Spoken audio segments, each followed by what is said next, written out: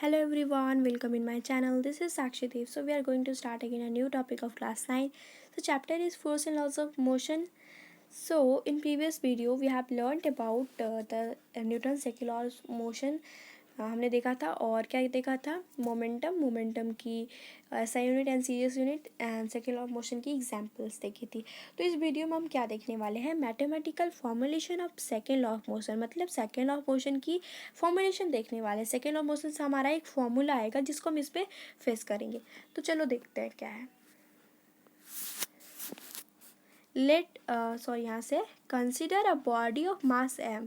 देखो पहले आपको क्या करना है, एक बॉडी लेना है जिसकी मास हमें पता नहीं है, तो एक बॉडी की मास को हमें कंसिडर करना है क्या, एम। ठीक है, moving with initial velocity u, जो कि मूव कर रहा है इनिशियल वेलोसिटी यू से।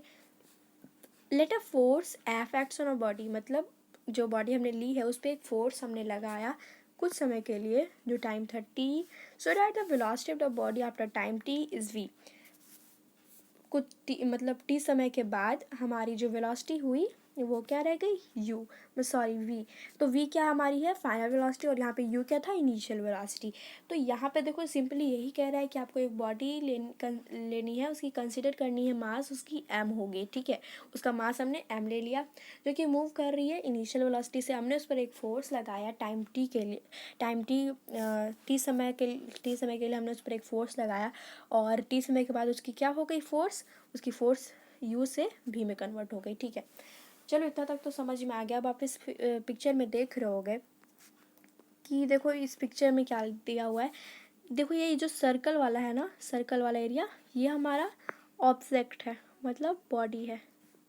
अब देखो इस पे ये यू वेलोसिटी से जा रही है आगे, टाइम 0 सेकेंड पे, मतलब टाइम इक्वल्स टू 0 हमने यहाँ पे लिया है।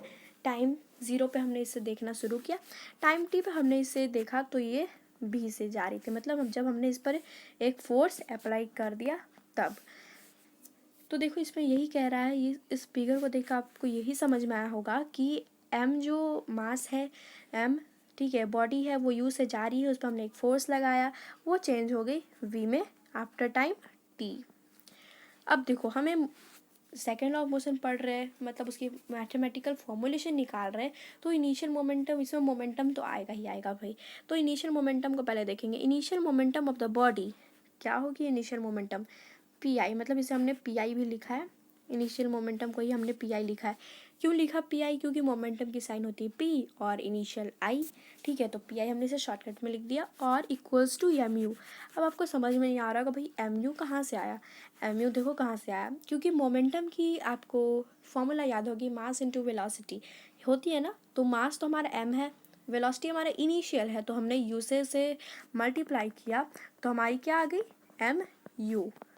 ठीक है, तो हमने इसे यहाँ पे एम यू लिख दिया। फाइनल मोमेंटम देखेंगे, मतलब ये वाला पोर्शन। ठीक है, तो यहाँ पे पी एफ और इक्वल्स टू एम भी, मतलब मास तो वही है पर हम वेलोसिटी देख रहे हैं फाइनल में, तो वी से मल्टीप्लाई कर देंगे तो एम भी हो गया हमारा। अब देखो चेंज इन मोमेंटम क्यों निकाल रहे हैं हम, क्योंकि आप एक्सेलरेशन में भी देखे होंगे कि उसमें final minus initial divided by t था ना, v minus u by t. तो अब हम चेंज इन मोमेंटम निकालेंगे कि भाई मोमेंटम चेंज हुआ तो कितना हुआ। तो चेंज इन मोमेंटम निकाल रहे हैं तो फाइनल माइनस इनिशियल इसमें भी सब्ट्रैक्ट करेंगे, क्योंकि जब भी चेंज निकालते हैं ना तो इनिशियल माइनस फाइनल कभी नहीं करते, हमेशा करते हैं तो क्या करते हैं, फाइनल माइनस इनिशियल। सो इसमें क्या करेंगे, P F minus P I. अब देखो पी एफ हमारा क्या था, एम भी, और पी आई क्या था, एम यू। तो लिख देंगे एम भी माइनस एम यू। इतना तक आपको तो अच्छे से समझ में आ गया होगा।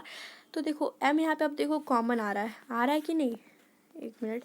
हाँ देखो m v minus m u में यहाँ पे एम कॉमन आ रहा है, एम हमने कॉमन लिया, वी माइनस यू हो गया यहाँ पर। अब देखते हैं टाइम टी, क्योंकि हमने चेंज इन मोमेंटम निकाल दिया। चेंज इन मोमेंटम इतना था, मतलब इतना, m into v minus u. अब टाइम देख रहे कि भाई चेंज हुई मोमेंटम, तो टाइम कितना लगा चेंज होने में वो भी निकाल लेते हैं। देखो तो time taken to change momentum, अब जो मोमेंटम को चेंज होने में टाइम लगा है वो कितना होगा, t minus zero equals to t. ये कैसे, तो देखो फाइनल में जो टाइम था वो हमने टी समय पर उसे देखा, लास्ट में पहले देखा था टाइम जब जीरो था तब। तो मैंने आपको क्या बोला, फाइनल माइनस इनिशियल, तो यहाँ पे भी वही होगी ना, final time minus initial time. तो टी और इसके बाद -0 इक्वल्स टू टी, क्योंकि इसमें 0 सब्ट्रैक्ट किया तो चेंज नहीं होगा। अब देखो आगे क्या होता है, rate of change of momentum equals to change of momentum by time taken. इससे क्या समझ में आया कि जो चेंज ऑफ मोमेंटम की हम रेट निकालेंगे, तो रेट मतलब क्या आपको बताया था मैंने, पर यूनिट टाइम। तो देखो चेंज ऑफ मोमेंटम बाय में टाइम टेकन, तो ये हमारा आ गया m into v minus u by t. ये कैसे आया, तो m into v minus u तो हमारा चेंज ऑफ मोमेंटम पहले ही हमने इससे निकाल लिया था, पिछली स्लाइड्स में आपको दिखाया था ना, और टाइम टेकन डिवाइडेड में है तो हमने इसे डिवाइड में इसी तरीके से लिख दिया। अब देखो, अब क्योंकि ये हम सेकेंड लॉ ऑफ मोशन की बात कर रहे हैं ना, तो उसकी उसमें ज़रूरत तो पड़ेगी ही, तो हाँ बिल्कुल ज़रूरत पड़ेगी। देखो ज़रूरत पड़ भी गई। According to definition of Newton second law of motion, अब हम Newton second law of motion की डिफिनेशन पर जाते हैं। डिफिनेशन क्या था हमारा, ये था ना कि rate of change of momentum is directly proportional to the force acts on a body. अब देखो इसी स्टेटमेंट को इस फॉर्मेट में हमने लिख दिया है, इस फॉर्मेट में लिख दिया हमने, फोर्स अप्लाइड मतलब फोर्स जो एक्ट हुआ था बॉडी पर is directly proportional to rate of change of momentum. इसी को हमने अभी बोला भी था, ठीक है। अभी अब देखो चेंज, क्योंकि हमारा rate of change of momentum ये आया है, ठीक है, तो हम rate of change of momentum की जगह इसको हमने लिख दिया यहाँ पे m into v minus u by t. अब हमने इसे इक्वेशन क्या मान लिया, फर्स्ट। देखो इक्वेशन हमने मान लिया ना फर्स्ट। चलो इतना तक करके आप छोड़ दो। अब आपको क्योंकि सिंस पता होनी चाहिए ना कि v equals to u plus a t होता है, ये हमारा होता है first equation of motion. Motion वाले चैप्टर में आपने पढ़ा होगा ये फॉर्मूला के बारे में। तो देखो v माइनस यू, जब हम u को इक्वल्स टू के उस साइड ले आएंगे, v के साइड लाएंगे, तो ये प्लस में है तो माइनस में आ जाएगा और इधर ए टी रह जाएगा। अब जब हमें a निकालना है, एक्सेलरेशन निकालनी है, तो हम क्या करेंगे, t को नीचे ले आएंगे, मतलब वो मल्टीप्लाई में है तो इधर आके डिवाइड में हो जाएगा। तो a इक्वल्स टू फाइनली क्या आ गया हमारा, v minus u by t. तो देखो v minus u by T आया ना। अब देखो क्या करना है, तो देयरफॉर, अब आपको क्या समझ में आ रहा होगा कि देयरफॉर इक्वेशन फर्स्ट, जो हमने इक्वेशन फर्स्ट ये लिया है, कैन बी रिटन है, जिसे हम लोग कैसे लिख सकते हैं, force directly proportional to m a. देखो यही है ना। अब ये कैसे आ गया, क्योंकि देखो फोर्स को फोर्स से लिख दिया, डायरेक्टली प्रोपोर्शनल यही है, और एम ए कैसे आया, तो मास तो देखो हमारा वही है, बस ये जो v minus u by t था ना, ये वाला पोर्शन है हमारा, देखो वो हमने इक्वल्स टू ए लाया, क्योंकि एक्सीलरेशन का फॉर्मूला में ये कंटेंट होता है। हमने इसे ईजी बनाने के लिए क्या किया, ईजी बनाने के लिए हमने यहाँ पर ए लिख दिया, क्योंकि फॉर्मूला ए तो है ये, तो ए की फॉर्मूला थी तो हमने ए लिख दी यहाँ पर। तो चलो अब देखते हैं नेक्स्ट, अब क्या होता है भाई। तो अब देखो क्या होता है, F इक्वल्स टू के एम ए। अब ये कैसे आ गया, आप सोच रहे होगे, वहाँ पे तो डायरेक्टली प्रोपोर्शनल का ये साइन था ना, तो ये कैसे आ गया इक्वल्स टू में। तो देखो इसको जब हम कन्वर्ट करते हैं ना इक्वल्स टू में, तो ये कन्वर्ट होकर कुछ साइन बनकर आता है। मतलब हम प्रोपोर्शनैलिटी के बारे में जब भी बात करें तो हम के वहाँ पर लिखते हैं, ठीक है। वेयर के इज प्रोपोर्शनल कॉन्स्ट है, यहाँ पे आपको लिखा हुआ दिख रहा होगा कि के जो होगा वो प्रोपोर्शनैलिटी कांस्टेंट होगा। हमने इसको हटाकर इक्वल्स टू में लाने के लिए हमें कांस्टेंट भी लिखा है यहाँ पर, जो है हमारा के। अब देखो क्या होता है, अब तो हमने इसे लिख लिया ना, इसे हम इक्वेशन मान लिया सेकंड। अब देखो क्या होता है, if F equals to you unit. अब देखो हमने क्या किया है, अब हम बारी बारी से सबको एक एक यूनिट मान लेते हैं, ठीक है। अब जैसे देखो एफ को हमने एक यूनिट मान लिया, मास को हमने एक यूनिट मान लिया, ए को हमने एक यूनिट मान लिया। तो अब देखो इक्वेशन जो सेकंड है वो चेंज हो जाएगा। कैसा चेंज हो जाएगा, तो देखो इक्वेशन सेकंड में अब देखो एफ की जगह पे 1 हो गया, के तो के ही रह गया, और एम की जगह पे भी 1 और ए की जगह पे भी 1। देखो तो के इक्वल्स टू अल्टीमेटली क्या आ गया, 1। अब देखो हमने सबने एक एक यूनिट डाली है, तो यहाँ पर जो हमारा आ गया के इक्वल्स टू 1 आ गया। अब ये जो वैल्यू है ना के का, वो हम पुट कर देंगे इक्वेशन सेकंड में। इक्वेशन सेकंड ये था हमारा। अब देखो हमें क्या पाता है, एफ इक्वल्स टू के में, ये हमारा इक्वेशन सेकंड था जो हमने लिखा है। अब के की वैल्यू 1 है।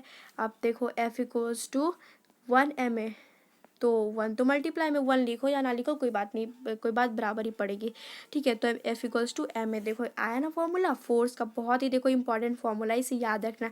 हर न्यूमेरिकल्स में इसका यूज़ होता है, ठीक है।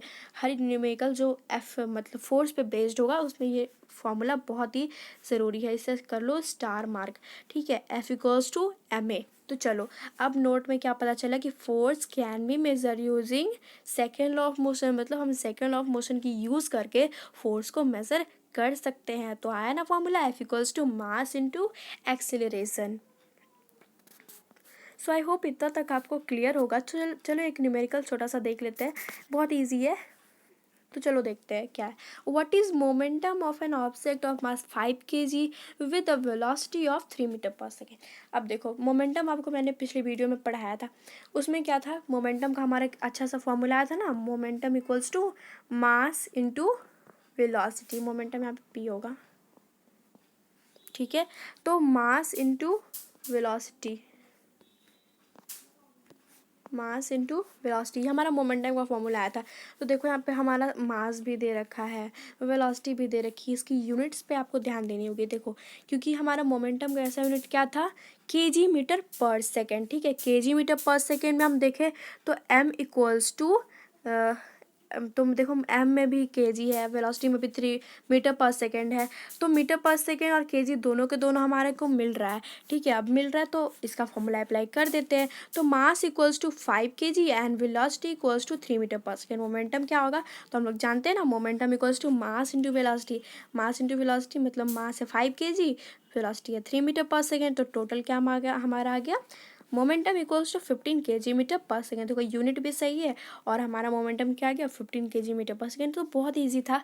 इसी तरीके के एग्जाम्स में भी पूछा जाता है और इसे थोड़ा और हार्ड भी रहता है, तो हम आगे वो डिस्कस करेंगे।